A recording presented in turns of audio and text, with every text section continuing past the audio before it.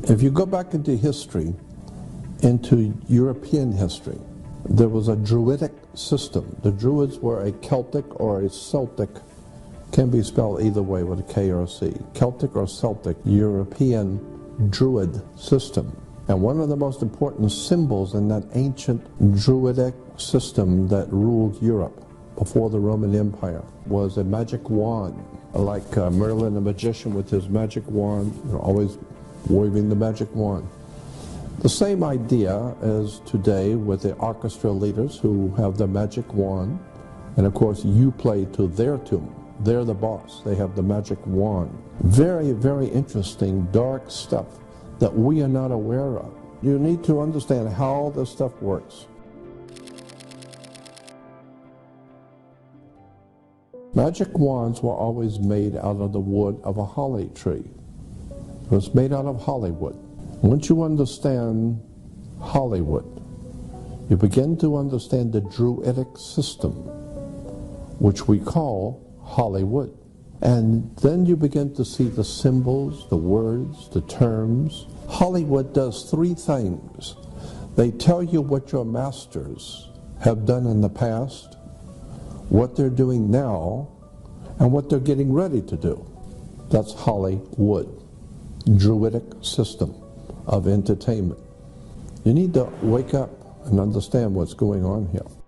The Caesars of Rome proclaimed that there were two kinds of laws. There are only two things on the earth. There's water and land. Therefore, it would follow that there's only two kinds of law on the earth. The law of the land and the law of the sea, the law of water. We've all heard the term the law of the land, but most people do not realize the reason why we call it the law of the land is because it's differentiating between the law of the sea. There's a second law.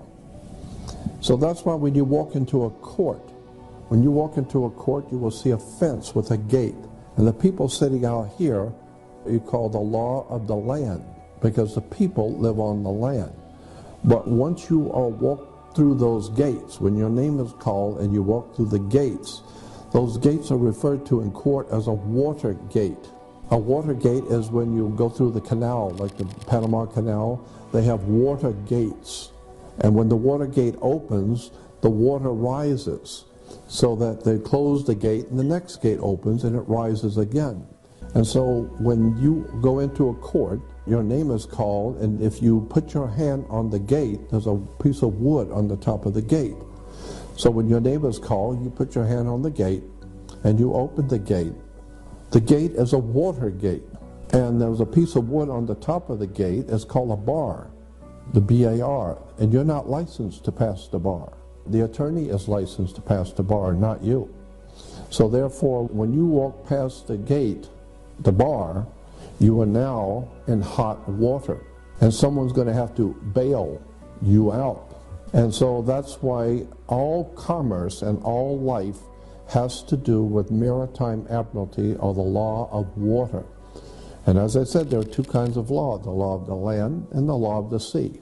When we talk about the sea, the oceans, we always refer to the oceans, and one of the ancient words for the ocean or for the sea was mer, M-E-R, which gives us our word mermaid. And so the sea, or mer, was always enchanting, because the waves come in, they go out, they come in and go out, and it's hypnotic. And so the waves coming in and going out, it's beautiful, it's relaxing, it's metaphysical, and so it's very what we call enchanting. And so the law of the sea became known as the law of the merchant.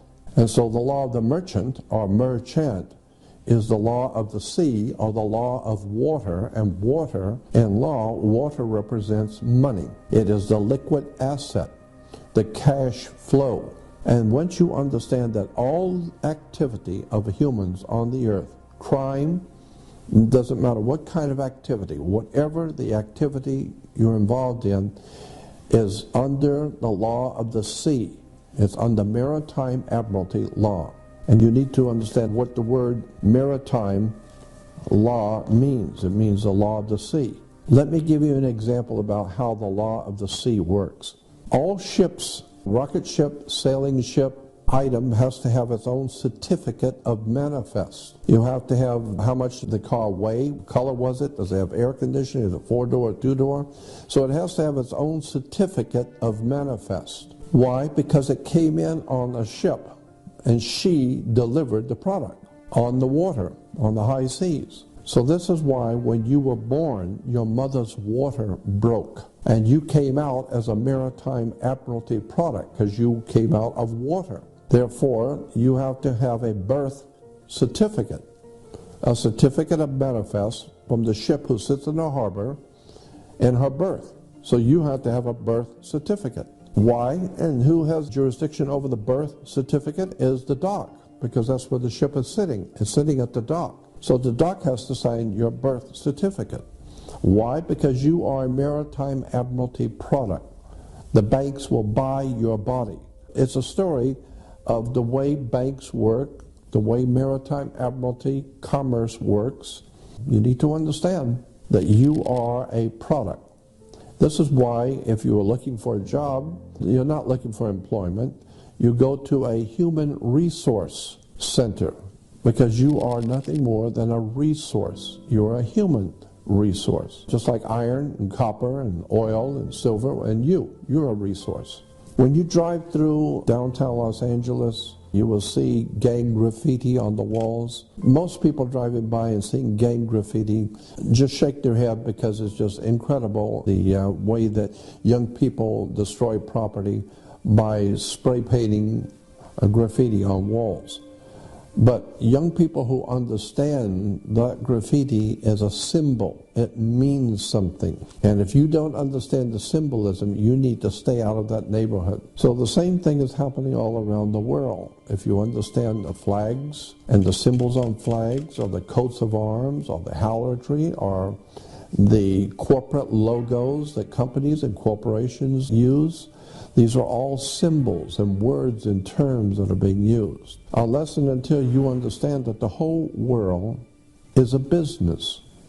The entire earth is a business. Now, the only way that people are going to learn anything is by fellow communication. People communicating with other people, learning from other people, and passing that knowledge on.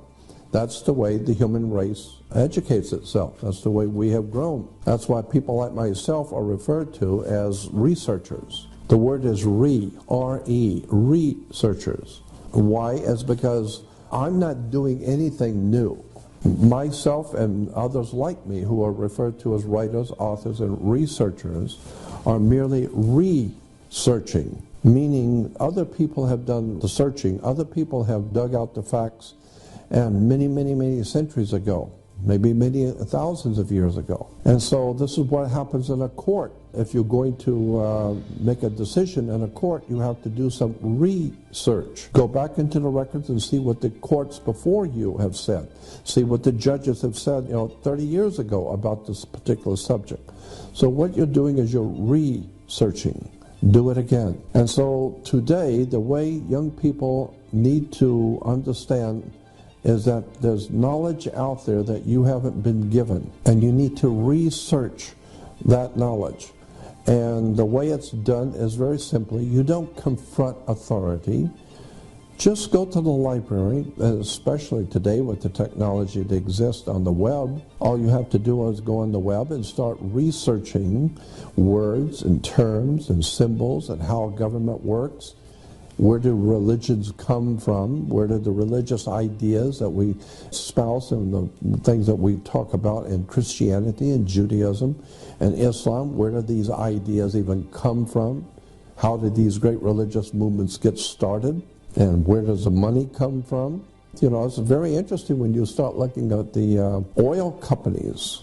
For many years, oil companies have been financing churches, Protestant and Catholic churches, especially Protestant churches, have been getting a lot of money from oil corporations for their missionary movements. A lot of the big churches have huge missionary movements financed by the oil companies. There was a large book, a very thick book, written many years ago that you might be able to find in the library, called Thy Will Be Done.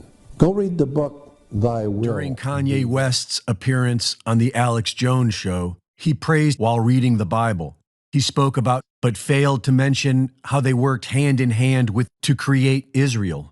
He spoke out against, but begged God to allow him his supermodel habit. And the entire time, he wore a Balenciaga-styled mask without ever mentioning his close relationship with them. It was the epitome of cognitive dissonance.